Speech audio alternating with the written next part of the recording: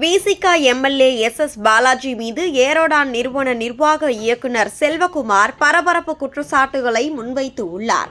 தொழில்துறை செயல்பாடுகளில் அரசியல் தலையீடு, தேவையற்ற அழுத்தங்கள் என கூறப்படும் இந்த புகார்கள் தற்போது அரசியல் வட்டாரங்களில் பெரும் அதிர்வலைகளை ஏற்படுத்தி வருகின்றன. திரும்ப திரும்ப எங்களை அழைத்து தேவையில்லாமல் கேள்வி கேட்கிறார். பைலட்டுக்கு லைசென்ஸ் இருக்கிறதா என்று சந்தேகம் எழுப்புகிறார்.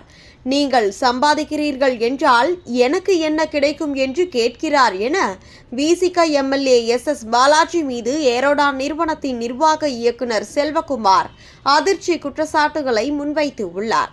நிறுவனத்தின் தினசரி நிர்வாக செயல்பாடுகளில் அரசியல் தலையீடு தொடர்ந்து நடைபெறுவதாகவும், சட்டப்படி அனுமதி பெற்ற செயல்பாடுகளையே சந்தேகத்துடன் அணுகி நிர்வாகத்தை முடக்க முயற்சி செய்கிறார் என்றும் செல்வகுமார் கூறினார். விமான ஓட்டுநர்களின் தகுதி, பாதுகாப்பு விதிமுறைகள் அனைத்தும் சம்பந்தப்பட்ட அதிகாரிகளின் கண்காணிப்பில் உள்ள நிலைகள் மீண்டும் மீண்டும் அதே கேள்விகளை எழுப்புவது திட்டமிட்ட அழுத்தமாகவே பார்க்கப்படுவதாகவும் அவர் குற்றம் சாட்டினார்.